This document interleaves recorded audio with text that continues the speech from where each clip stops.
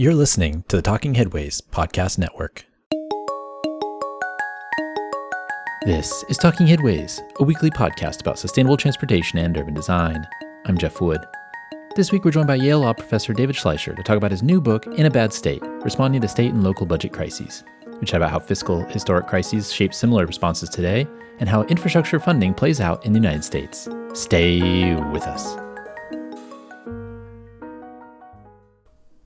Today's podcast is brought to you by our super wonderful, terrific, stupendous Patreon supporters. We appreciate you all keeping this show and Mondays at the Overhead Wire going. To join this merry band of city aficionados and transportation savants, go to patreon.com/theoverheadwire. $2 a month could get you some stickers and a handwritten note sent with a cool train station stamp.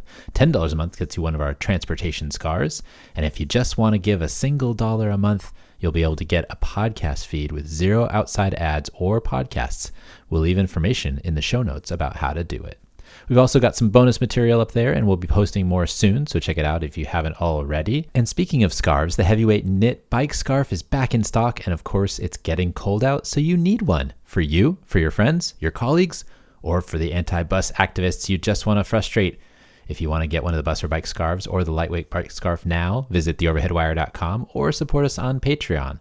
And if you want to support the show in other ways, you can buy books from the authors we've chatted with on the podcast at the bookshop site, bookshop.org/shop/theoverheadwire, or find our Cars or Cholesterol merch at bit.ly/carsarecholesterol.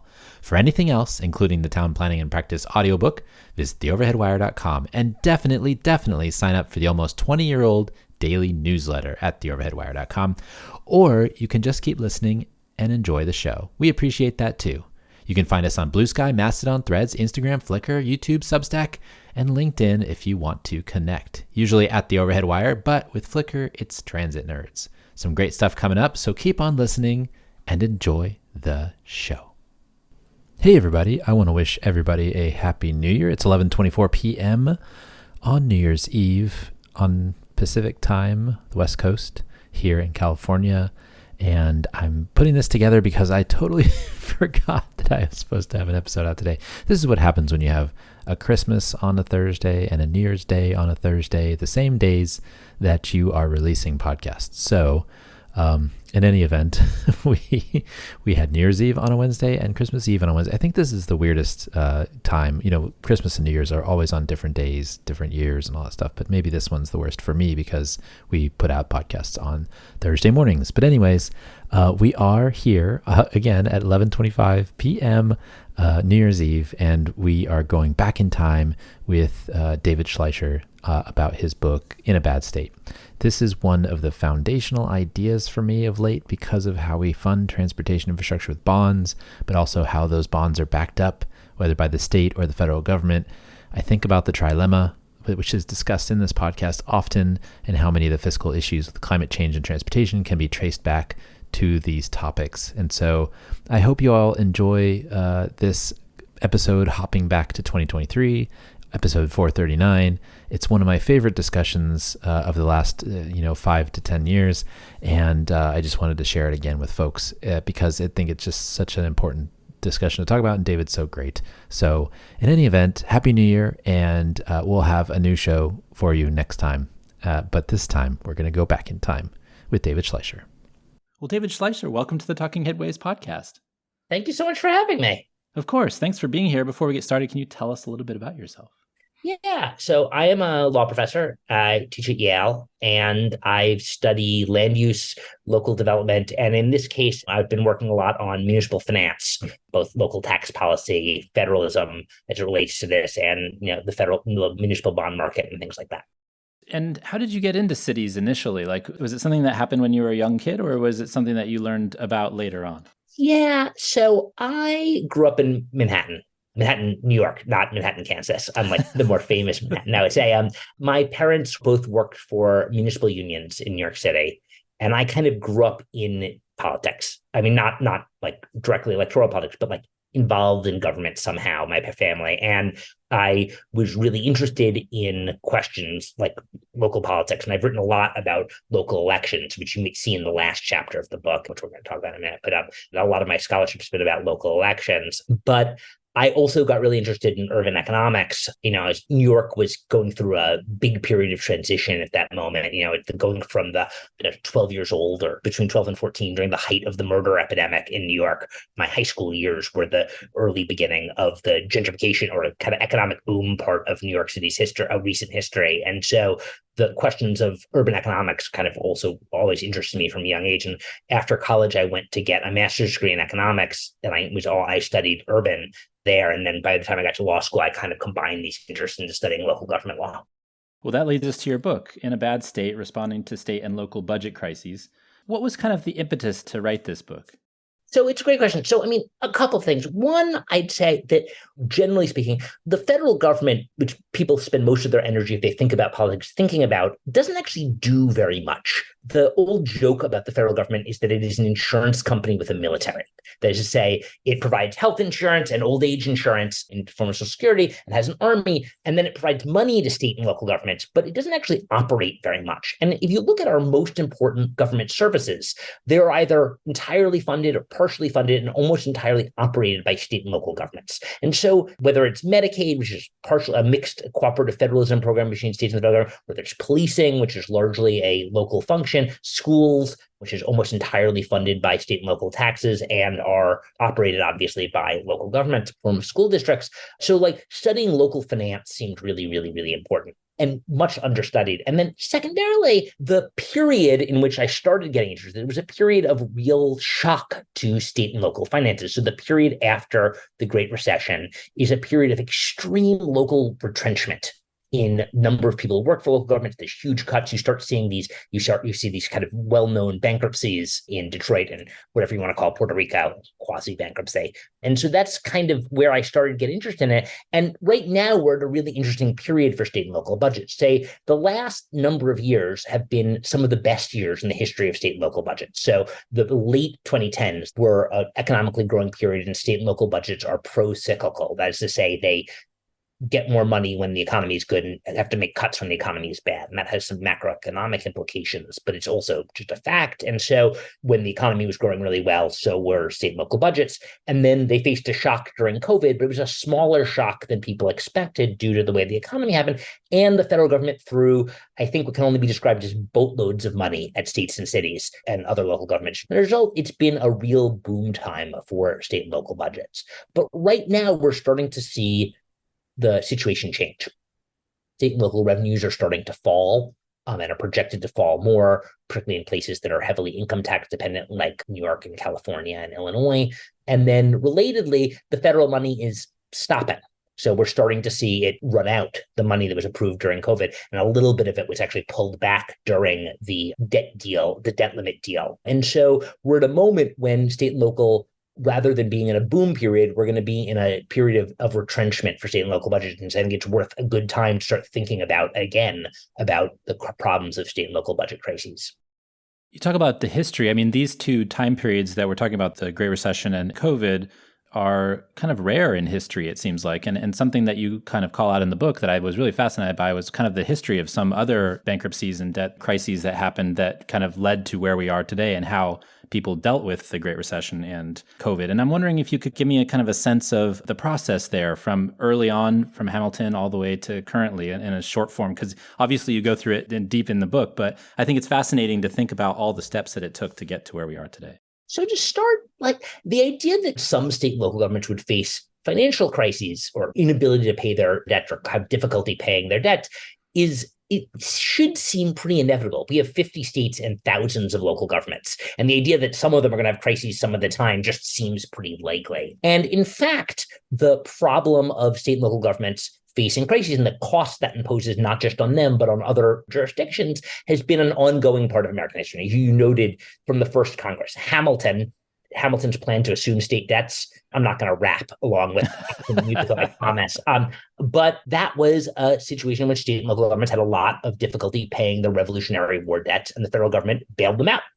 We saw in other periods the federal government decided not to do that. So in the 1840s, people expected the federal government to bail them out. And in fact, their British and Dutch investors particularly expected it, but they didn't. And 8 states and a territory defaulted. And states have defaulted in the 1840s and the 1870s. Arkansas defaulted in 1930. In fact, Arkansas defaults in all three of those periods.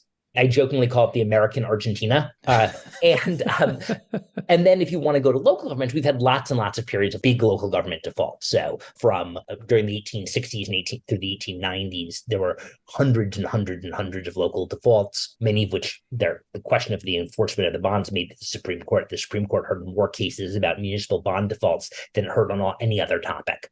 And in other periods, you have the famous New York City fiscal crisis in the 1970s. And so these issues have kind of spanned across American history because, first of all, we just have so many local governments, and particularly because we assign to local governments a lot of responsibilities, particularly investing in infrastructure that rely on them borrowing. And that kind of goes into the idea of the Tri-lemma, right? So thinking about the three major pegs on the stool, as it were, of things that can go wrong or right to a certain extent, and why actually the federal government has an interest in actually maybe sometimes bailing out states and cities. Yeah. So the central analytical point of the book is that when faced with a state or local budget crisis, the federal government has three things it would like to achieve, but it can't achieve all three. It can only achieve two of those three things. And so what are the three things it wants to achieve? It wants to avoid kind of really sharp budget cuts or austerity, because that state and local fiscal crises generally happen during recessions, and budget cuts during recessions are bad. Secondly, it wants to avoid moral hazard. That is, say, if it bails the government out, then the government may grow to expect it, and that will lead to greater budget problems in the future. And then third thing is it wants to avoid harm to the municipal bond market. Why would anyone care about that? Well, state and local governments, we rely on them to build almost all infrastructure in America. And in order to do so, they need to be able to borrow. And so if a jurisdiction defaults, people will lend that jurisdiction less money and all other jurisdictions less money. They'll become more skeptical of jurisdiction. And so the federal government wants to avoid that problem because it relies so much on state and local governments to invest in infrastructure. And as a result, the federal government has a couple of policy tools, but it can't achieve all three of these ends. So if it does a bailout, it creates moral hazard. If it makes jurisdictions pay their debts and doesn't do a bailout, that means austerity. That means vast budget cuts. And then alternatively, if it encourages default, which it can do in a variety of ways, it avoids moral hazard and avoids the worst of austerity, but at the same time harms the municipal bond market and harms the future ability of that jurisdiction and other jurisdictions to borrow to build infrastructure. So it's got three choices. None of them are that good. And it kind of, over time, we've kind of moved between each of these policies. And that's an interesting part of the book, too, is talking about the moving between and how the Supreme Court changed their mind at some point about what was important and why.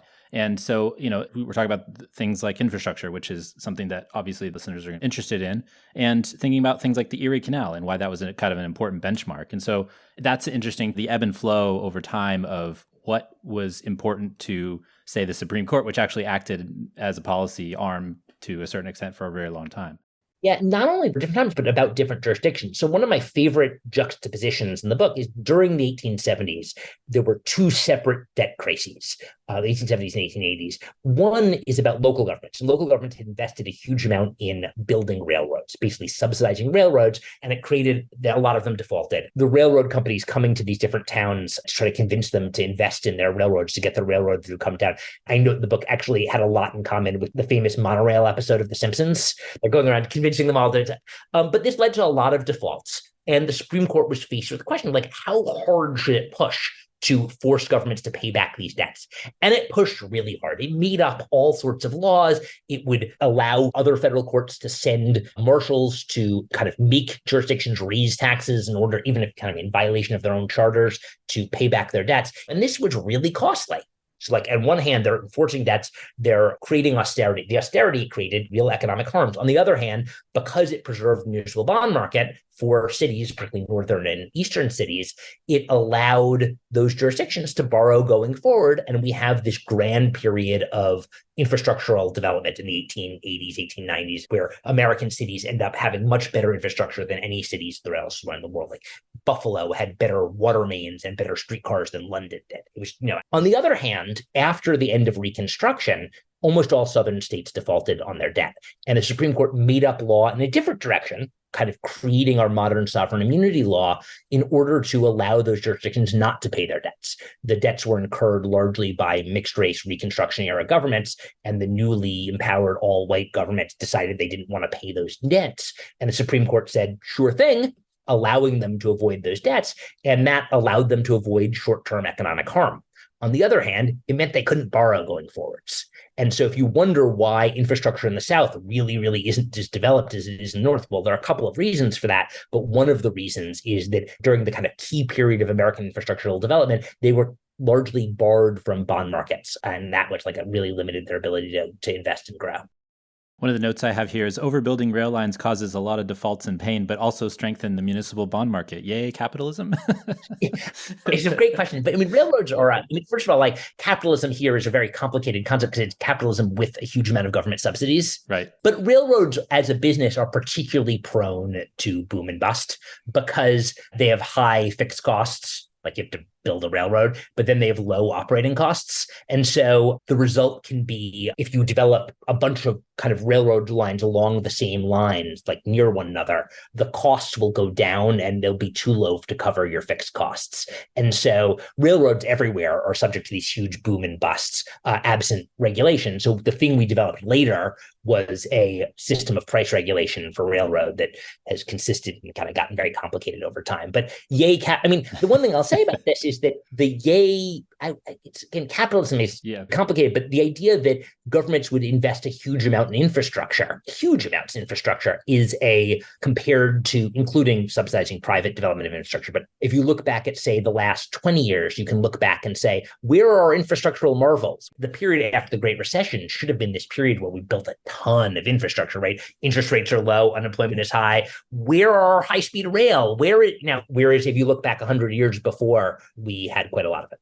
Yeah, it's a really interesting kind of time period. And just, I guess from that idea, there's like this big debt collection circus too that was happening at the time, I feel like, from all the bonds that were created. Oh, the stories are hilarious. I mean, some of them are amazing. So it's like one thing is that when towns in Iowa refused to pay their debts, President Grant, this is 1870, President Grant, General Grant, threatens to send the Union Army 5 years after the end of the Civil War, to the staunch Union state of Iowa in order to enforce municipal bonds. That's how serious this was. But that's not the funny part. The funny things are the things that jurisdictions tried to do to get out of paying their debts. I'll tell two stories. One is that the Supreme Court made this extremely strange distinction, which is they said that federal courts couldn't order jurisdictions to raise taxes, but they could order officials to raise taxes. So what jurisdictions started doing was holding their public meetings in secret, so that marshals couldn't find them to make them pay taxes, to which marshals then responded by hiding. And so one would hide as the town drunk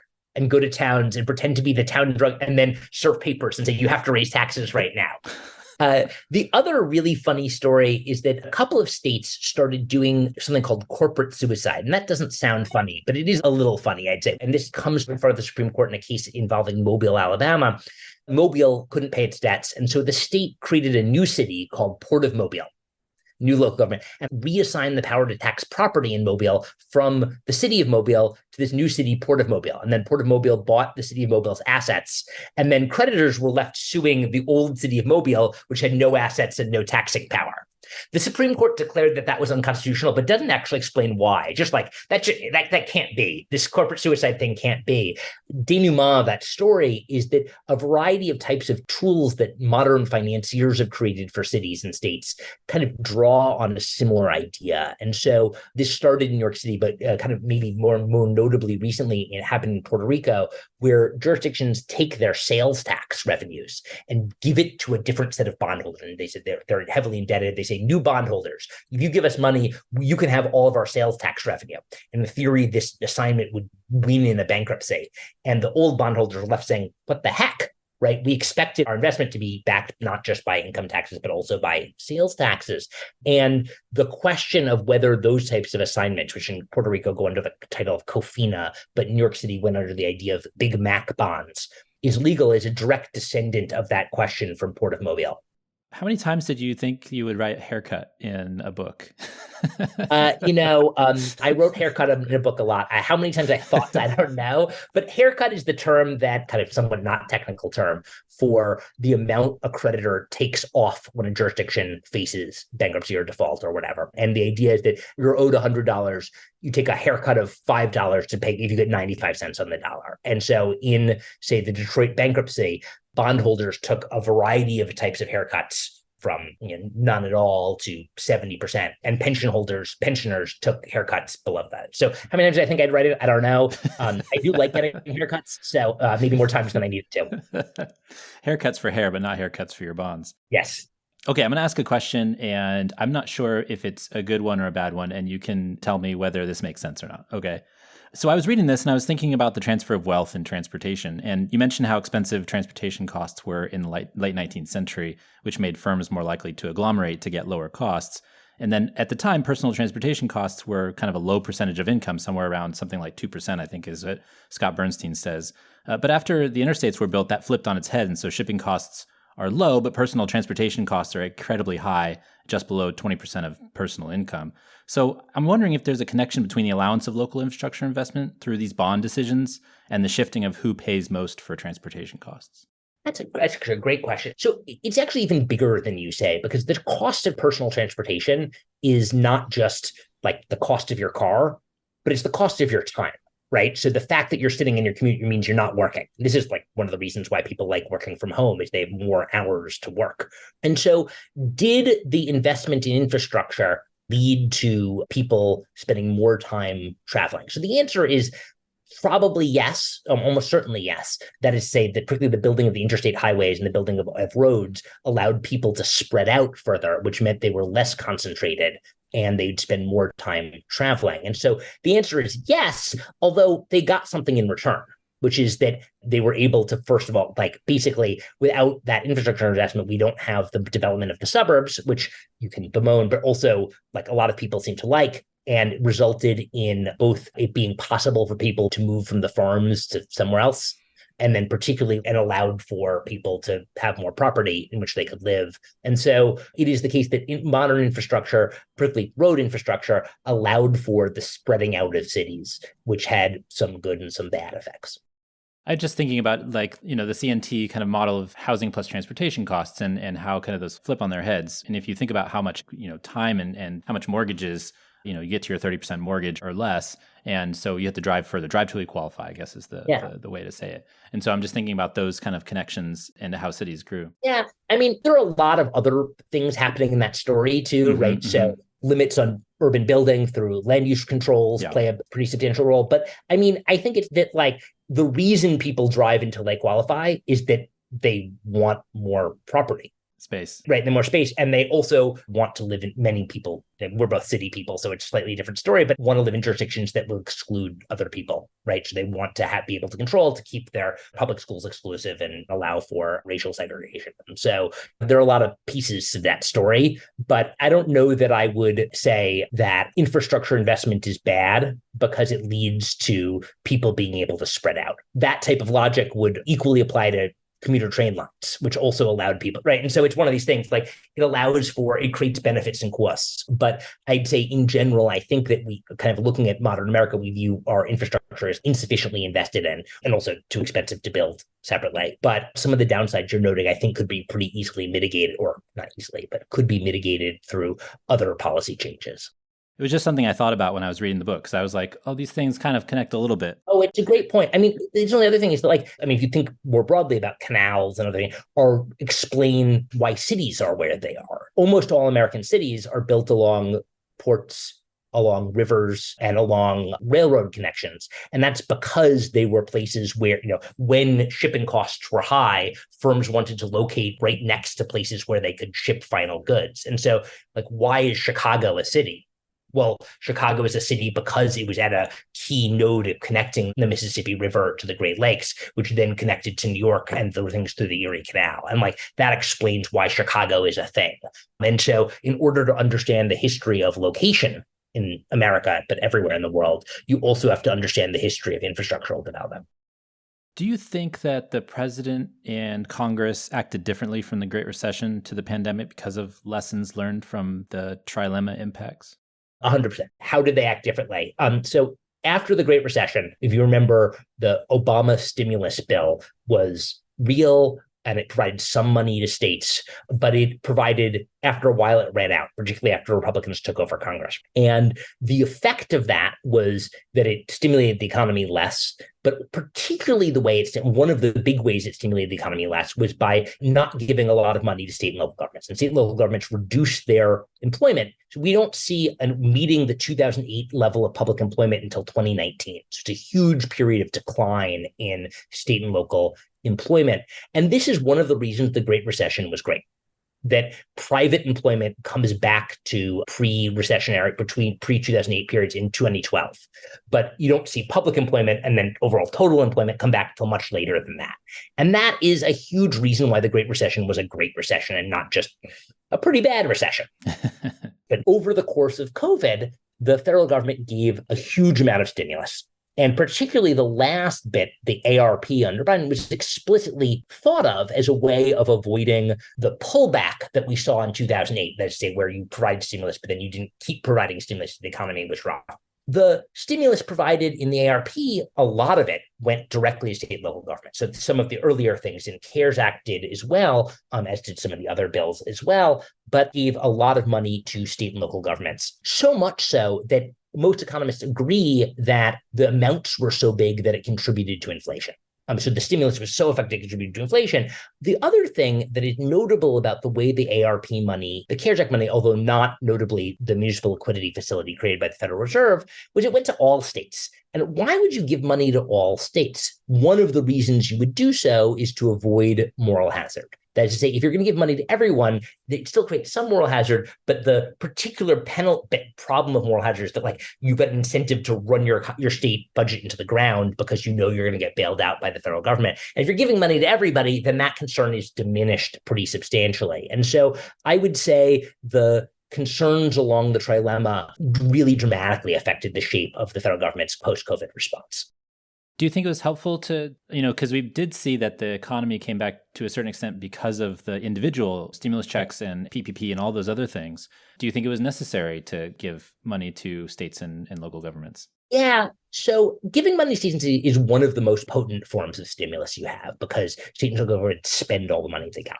And so in that way, state and local governments are like poor individuals. They're not saving. I mean, they save a little bit. They should save more. So it's a very potent form of stimulus, and it keeps people employed a lot like the PPP program did. And so I think giving money to states and cities was probably a good idea. It probably should have been a little less, but it was a good idea. But I think they should have taken steps to reduce some of the harms that it created. Specifically, I think they should have attached to the stimulus money greater conditions to encourage states and cities to budget more responsibly going forward. It was a moment of great leverage over states and cities, and they should have included with the money some conditions to encourage greater budget responsibility going forward. And I think that kind of pairing would have understood the problems that are posed by the Tri-lemma better.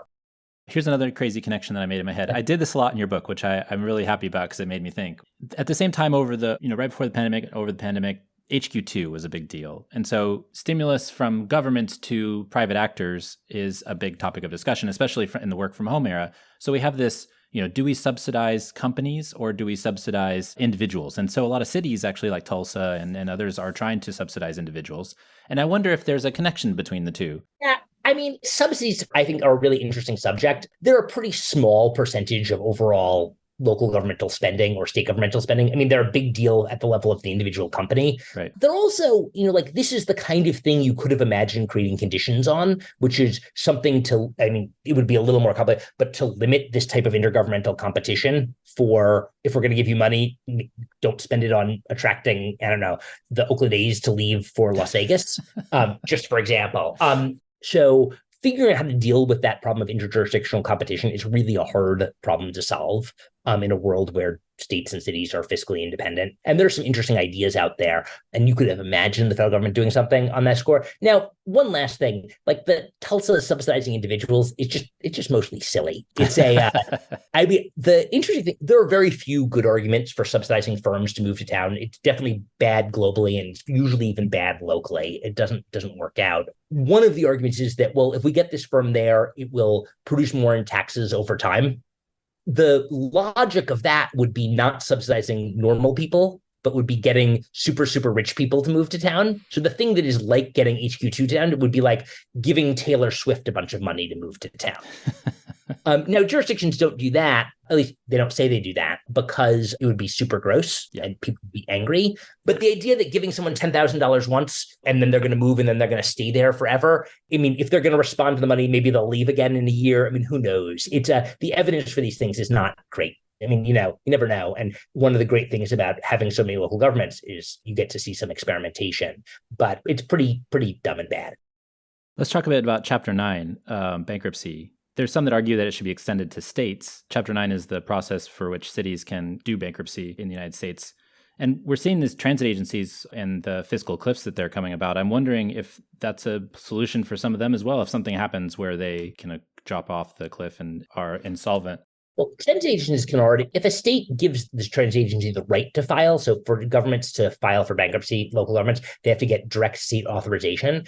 And a court determines that it's insolvent. A transit agency can already, federal law already allows for transit agencies to file for insolvency for under Chapter 9. And it's completely plausibly a response to some transit agency crises. It would be legal. Transit agencies are facing, as you noted, extreme fiscal pressure. The fare box recovery ratios are way, way, way down just because fewer people are riding, but yet the cost of operating the trains is continual. And they have a lot of legacy costs, and particularly pensions for public workers. And so it is a plausible place for having bankruptcy. I mean, I'm not like saying, yes, Bart is going to file for bankruptcy tomorrow, but like it's not crazy to think that that would happen. Notably, New York's Metropolitan Transit Authority got a special loan from the Federal Reserve during the crisis, which highlights that it was one of the most hard-struck jurisdictions during COVID. So yes, I'm a big fan of bankruptcy as a tool. I think it should be extended to states. But in addition to that, the merits of it are conditional on situation. But transit agencies are in many ways it would allow them to break their collective bargaining agreements. One of the problems we see with transit agencies is not necessarily that they can't operate a good service for the amount of state money, but just that they were built for an era in which ridership was higher than it is right now. As you saw in California, this is going to entail much more state spending to keep them afloat. And states may be able to do that. And I hope they can. I very much like transit agencies and I like transit. Right. But, in a world in which fewer people are riding it, because fewer people are commuting to downtowns, and these train systems are generally built in order to get people from the suburbs to downtowns, it's completely plausible that that won't happen, and that bankruptcy might be a good tool for allowing some, rather than having all of the harms be borne by reduced service, by allowing some of the harms to be borne by bondholders and pensioners. Yeah, I think they'll be back at some point. I think they just need to buy more time. I think that's the key at the moment. But who knows if it's going to end up in bankruptcy. That's the thing. Like I hope so, right? Yeah. But that requires some sets of beliefs. One is about what's going to happen with work from home. And I don't know, people have lots of predictions, but what they are is predictions. They're not. Yeah. Right. Don't know. And the second thing is it depends a little bit on whether they have to make cuts now that make the service less attractive in the future. Right. So that if your response to this is what people call the doom loop. Sometimes we talk about the doom loop for San Francisco, but we also talk about the doom loop for transit agencies. If you cut services because your budget's down, then people find your services less attractive and they get cars and they whatever, And so, I don't think you can avoid there being real risks. I'm hopeful. Always, I'm a regular New York City subway rider. You have to be hopeful, but it's certainly, there are a lot of risks out there for transit agencies. What kind of ticking time bomb are these underfunded pensions that you mentioned? Yeah, so underfunded pensions are, I think, a widely misunderstood part of local finance. If anyone thinks about it at all, they are misunderstood. So people generally think of underfunded pensions as a problem created by expensive pensions. That is to say, the reason we have underfunded pensions is that public workers are living high on the hog with big pensions. You can have any belief you want about the size of pensions and the size of deferred compensation relative to present compensation for public workers, but that's not why we've underfunded pensions. Plenty of jurisdictions have very expensive pensions, but also are relatively fully funded. So New York State, for instance, has some of the most expensive public pensions in America, but also has very well-funded pensions. So what are underfunded pensions? Instead, they're just debt. That is to say, jurisdictions, instead of balancing their budgets, and one part of balancing your budget is paying your workers their salaries right now, and what the amount of money it takes to pay for a police officer or a teacher is not only the present compensation, but the amount of money you're putting away for their retirement. What underfunded pension is basically the debt that's caused by running a deficit. That is to say, not paying a worker. And that the reason they are in pension funds is that it's a good place to hide them. You have two benefits for a government that wants to hide a deficit. Generally, they have legal obligations to keep a balanced budget and limits on how much debt they can issue. One is that you can just lie pretty easily. You can say, we expect to get a 9%, 8% return on investments. And the second thing is that for the most part, for balanced budget amendments and for legal debt limits, pensions don't count. They're kept outside of that. And that is a legal decision, but it's one that treats two different types of obligations you absolutely have to pay very differently. And so in the post-Great Recession period, a lot of borrowing went in the form of underfunding pensions. And so as opposed to, cutting budgets even further at that period when it would have been really, really, really painful to do so. But one of the effects of that is that a lot of the borrowing capacity of jurisdictions is in these underfunded pensions as opposed to being invested in new infrastructure. And that's costly and bad. So how big a ticking time bomb? Well, it's just debt. And so it depends on the jurisdiction of how big their overall debt loads are, including public pensions, but also including bonded debt and other healthcare obligations. I find that really interesting because you don't really hear people, you hear people talk about pensions and, the underfunding part and how are you going to pay for this and all that stuff. But basically it's your own lending machine to a certain extent, and you can fund it to the extent that you wish to and use it in your budgeting. And I think that's really interesting kind of way to think about it. Yeah, it is. On the other hand, it's not like you can avoid paying it. You have a legal obligation under the state constitution to pay your pensions. And so you can borrow from it the way you could also borrow from the market. Now, we frequently, when a government seeks to borrow, we frequently make them ask the voters to do so, right? So have you voted in a bond election before? Of course. Yeah, right. And so that's a normal part. Oh, again, you're in California, you vote for everything. Yes, we do. Too much. You vote for the size of chicken coops. You vote for everything out there. But bond elections are a way of restricting government borrowing, right? So the idea is the government can't just borrow what it wants. It has to ask the voters if it wants to borrow. But when they want to borrow basically from the future in the same way that bonded debt is, if they do it through the pension funds, we don't make them. And so when politicians are faced with the choice of, should I go to the voters and ask for debt? Or should I not go to the voters and just lie and say I'm going to get a 9% return? Yeah. And it was interesting recently in Texas where, basically their light rail line, they had an election and they voted to say yes to this big expansion. But then the funding mechanism was them creating a special entity. And then the currently impeached Ken Paxton came out right before he was impeached, actually saying like, oh, well, this isn't legal under state law. You can't just transfer money that you use for bonds into the light rail, this company that you created for light rail. And so there's all these sticky questions about how you fund infrastructure in different ways and trying to kind of, not cook the books, but like rearrange and pull things around and things like that. Oh, almost all American public, like we mostly fund mass transit through public authorities. We fund a lot of things through public authorities. And why would we create a public authority that's like New York's MTA to run our infrastructure? Well, there are a couple of reasons why you'd want to do it. One is maybe you don't think the voters should be voting directly on this kind of thing. I disagree with that, but some people think, on the other hand, one of the reasons is it allows you to get past your debt limits. One of the reasons we have authorities is they are remote from debt limits. That is to say, they're a different government. And so debt limits that would apply to a city or county wouldn't apply if the state legislature just creates a new government called a public authority. And public authorities are generally doubly remote because they generally rely on revenue bonds rather, that is to say, bonds backed by particular revenue sources like fares or tolls. And so the history of authorities and the history of mass transit is very much one that's all about debt limits and things like revenue bonds. And so people who are interested in mass transit or in infrastructure more broadly, that is to say, listeners of this wonderful podcast, like really should spend a lot more time thinking about these tools of public finance because they're part of the story. It reminds me of the story you told about Detroit, too, where some of the folks had to take a haircut, but then the school system got bailed out and the separation of government. Yeah, that's a crazy story and something, one of the reforms I suggest in the book. But it's so Detroit School District is coterminous with the city of Detroit. Let's say it's the same area, but it's a separate government. And that's a very frequent, you see that sometimes in big cities. And so when Detroit goes bankrupt, Detroit School District just gets a lot of money from the state. And so teachers get 100 cents of their pension, 100 cents of their dollar, like they have full pensions, but police officers didn't. And people who lent money to the people of Detroit through their school district got 100 cents on the dollars, but people who lent money to the people of Detroit through the city government got much less than that.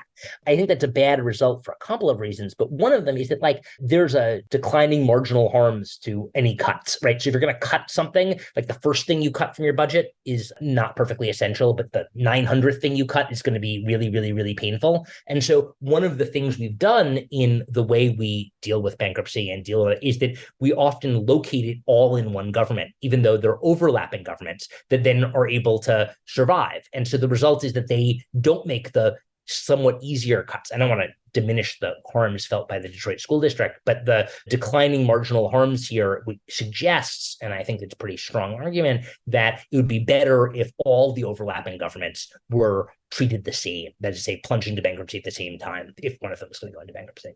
I just found that really fascinating. Let's talk about climate change, shall we? We're already in light topics. I mean, it's the fun stuff. Well, I think one of the ways that your book might be used, unfortunately, in the future is because of insurance. And let me explain. State Farm just left Florida and California. And the reason why is because of hazards from climate change, whether that's fires, hurricanes, flooding, those types of things. And I read a piece the other day, and I can't remember the name of the blog, unfortunately. It'll be in the show notes, I'm sure. But basically, they were saying the same things that you were. We're talking about the Tri-lemma, and the real estate values of these places are very high, and people want to have them insured. And so the state eventually, because all these insurance companies are pulling out, the state is likely to have backfill that. And then after one or two disasters, the state is going to enter the bankruptcy or the hurt locker to a certain extent. I was thinking about that when I was reading your book and thinking this book is likely to be used at some point, maybe because of climate change and hazards, not moral hazards necessarily, amoral hazard, but also natural hazards. Yeah, no, I mean, so the thing that causes economic shocks changes over time. So one of the reasons Detroit has a financial crisis is because it suffers a long-run economic decline. Why does it suffer a long-run economic decline? Well, there are a number of reasons, but there are things like firms moving to the south to get better labor law for their car factories, or kind of increased trade competition from Japan for cars, or whatever else. And so there are shocks. Again, the economy has all sorts of shifts, and that's true for natural disasters too, right? So when we face an acute natural disaster, the federal government usually just gives people a boatload of money. And that, in the case of climate, it creates real crises. So we frequently rebuild areas that suffer floods, even though we oughtn't, because the federal government responds to floods by giving places a bunch of money, even though they're on places that are very, very likely to suffer floods in the future. Now, the story about property insurance in California, particularly, and Florida, they're a slightly different story. One of the reasons firms are pulling out of California is not just that there are likely to be shocks, but that the cost of building things in California is so high. So if a house gets knocked down, the cost of rebuilding it is not just that it will be knocked down again due to further climate change-related natural disasters, but also that the cost of building it is so high. And so California, you're going to be negative as one of the things that I would hope to see is that California respond to the fact that it is acting as an insurer, or increasingly acting as an insurer, or helping the reinsurance market work by making policy changes that would make it cheaper to rebuild housing, because it will acknowledge that one of the reasons it's so expensive to insure property is that you have to pay for the cost of rebuilding it, and if rebuilding it is so expensive. And so there are a whole variety of policy changes you can imagine there. Now, one last thing, this is obvious, the effects of climate change with the property insurance market is only one of a variety of, Sometimes it's much more direct. They literally flood, right? Or they burn, or you can't breathe. Yeah. This is going to have pretty dramatic effects on lots of jurisdictions. When these economic shocks hit places, the federal government will face this difficult choice if those jurisdictions have fiscal crises. It's definitely a real possibility. Yeah, I think this connected. I think the people are going to be able to have to read your book because of it. I encourage them to read the book, whatever reason it is that they. I do too. I think it's really fascinating. First of all, I encourage them to buy the book. Whether they read it, I hope they read it too. But first, you got to buy it. You want them to be the people that buy the books at the bookstore and then they sit on their shelves forever? No, we want them to read it. I mean, I want them to read it too, but buying it is also really important. I just want to say it's both. It's read it and buy it. Buy it and read it. This kind of like the last theme here is the press. And you mentioned the impact of shrinking press on partisan voting trends and that parties often act as a proxy for a lot of issues. And that gets really messy locally, and especially here in California. I saw an article the other day. I was talking about the uniparty of California. And I was like, if you were here, you would realize that it might be blue in a presidential election, but there's people all over the map on that blue side coming from different angles.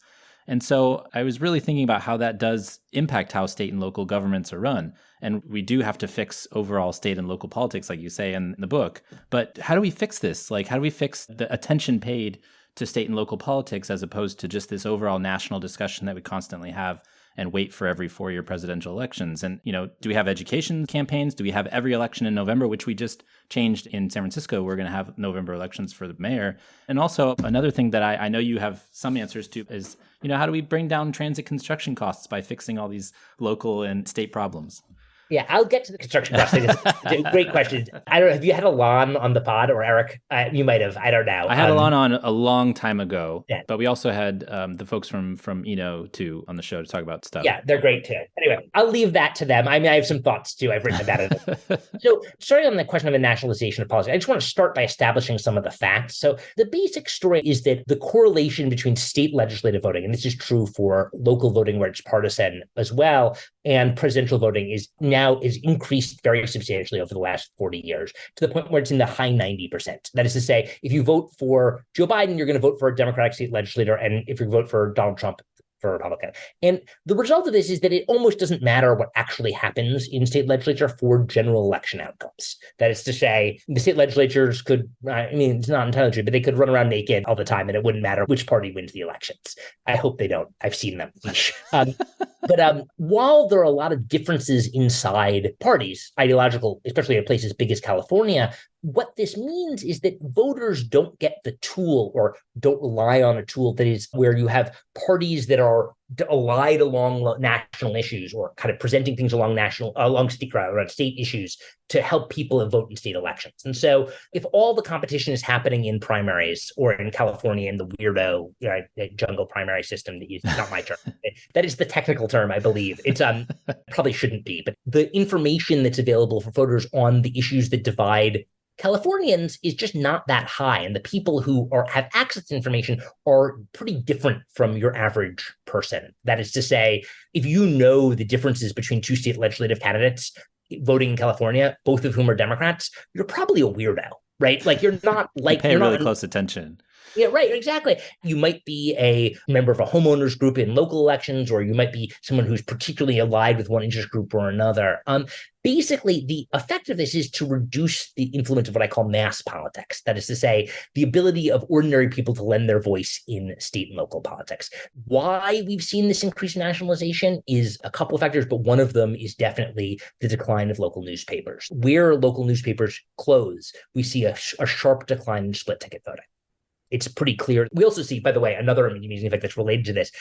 Borrowing costs for local government go way up. So if your local newspaper goes out, you then go out for a loan from the bond market, your borrowing costs go way up because the bondholders know that no one is watching these politicians anymore, right? So they can do whatever. And so what could we do to make this better? I've got a couple of ideas that I mentioned in other work. One is we could subsidize local newspapers. And I think we should do that. Local newspapers it would pay for itself and reduce borrowing costs, among other things, but also would be good for democracy. Another one is we could create tools to make it easier for people to know things in local elections. Chris Elmendorf and I, who's out in San Francisco, have written a couple of things that are California specific, some of them about this. But one of the ideas, you could have the mayor, local elections, have the mayor make endorsements for city council. So the idea would be that it would be very clear to voters who know who the mayor is. Mayors are often, you have out-party elected mayors, and mayors are generally held accountable for outcomes. You would make it clear whether a supervisor, in your case in San Francisco, are allied with the mayor or against the mayor. And that would make it easier for voters to know who London Breed is, but don't know who, I don't know, Dean Preston is, to figure out whether Preston is opposed to the mayor as he is or with the mayor. And so that would help. Another one that's a little more radical, if you're interested in some crazy ideas, Elmendorf and I offer some crazy ones too, which is you could allow interest groups of a variety of types to make endorsements on the ballot. So that is to say, voters come in to vote in a primary. I have no idea who anyone is. But if you saw on the ballot Sierra Club, Gimby, whatever, allied with people, and you would have qualification efforts for doing so, that would allow voters to triangulate a little more and be able to learn more about local politics through on-ballot endorsements. Of course, groups can make ballot endorsements off ballot, but nobody really knows. I mean, some people do, but you have to, again, be a weirdo in order to. We do. We get a big booklet with stuff in it in California. You read it? I do. Yeah. I know. Well, you're a weirdo. Exactly. I don't mean to be critical, but like, it's just not the case that most people have the time or effort, even people who can come out to vote, which again is itself not the entire population or even the entire voting age population or even the registered population. And then in California, of course, to vote, you have to figure out, you say it's a big booklet because again, you have to vote. It's huge. Yeah. You have to vote on Prop A, B, C, D, E, F, G. Yeah. Information costs for people are just extraordinarily high. I will say that the moving the elections to November in even numbered years and in presidential years is like a huge, huge gain. There's a lot of evidence, for instance, in school district elections that holding elections off cycle leads to higher teacher salaries, which is a fascinating finding. But the basic idea is that teachers unions are more effective in elections when the turnout is lower. So Sarah and Zia at Berkeley has shown that this effect is pretty robust. And holding elections on cycle, I mean, you can think what you want about higher teacher salaries, but Zia's finding is suggestive that where more people vote, you get substantively different outcomes. You also get different outcomes by kind of money devoted to different neighborhoods. That is to say, you get more minority turnout in general elections than you do in off-cycle elections. And the effect of that is that more money goes to, or more equal amounts of money go to areas that have minority populations. Was there something in the research for the book that made you rethink prior assumptions about budgets, about states, about cities? I mean, one of the things about writing a book is that what's prior to the writing the book is not clear. I mean, I've been writing this book for, give or take, and working on things for 8 years. So, yeah. I mean, I've been doing other things in that time too. But, I will say one thing that became really apparent to me, and I think it's one of the things the book does that prior books don't, is something you mentioned, which is treating courts as policymakers in this area. So the idea of courts, and this is something that's like lawyers would spend a little more time thinking about, but it became really apparent that in a number of these periods, courts are worrying about the Tri-lemma very directly. And sometimes that's through kind of common law decision-making that the Supreme Court was doing in the 1870s and 1880s, but also sometimes we just assign it to courts. So in our bankruptcy process, one way to think about what municipal bankruptcy is in a lot of ways is saying, we're going to give some man or woman in a robe the power to decide whether a jurisdiction is insolvent, which is a really complicated question. But one way to think about what they're doing is deciding, has jurisdiction cut enough that we're going to allow it to make creditors take haircuts? Your favorite word there. And so one question to ask about is like, why give courts this role? Like, it's kind of weird. Judges aren't trained financial policymakers. They're not, depending on where they are, they're not democratically responsive. And I think a lot of it is that people, despite everything, all evidence to the contrary, and there's a lot of evidence to the contrary, give courts a great deal of social respect to deal with these situations. And so I think the role of courts is one situation in which my thinking definitely evolved over the course of writing the book. Is there a question that you wish you were asked more? That's a great question. I wish I was asked that question more. Now, I would say that one of the challenges of this book is that it doesn't provide a clear roadmap what to do in every crisis. And so I'm going to ask what question I was asked less rather than what I was asked more. Maybe I'll try to, I think about the answer to your much better question. One of the things that people ask is so if Chicago is bankrupt, what should we do? And I have some second order things, which is if we're going to do bailout, then we should do these following. But I don't have a fundamental answer to that question of bailout, austerity, or default in all situations. And that's because the world changes over time. It depends on situation quite a lot. And so one of the things the book, it isn't a cookbook. It's a set of options. sometimes people ask, like, what should we do? Or alternately, is the MTA going to go bankrupt tomorrow? And I frequently I dissemble and go blah, blah, blah, blah when people ask those types of questions. Now, a question I wish I was asked more is a question that a bunch of people have raised with me recently, but I found really generative, which is one of the underlying premises of the book is that state and local governments have to borrow money. We rely on state and local governments to borrow money.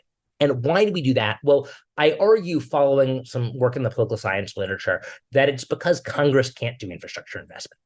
That basically from the first Congress, Congresses have had a lot of trouble targeting infrastructure investment to real problems. They spread the money out in a pork barrel sort of way.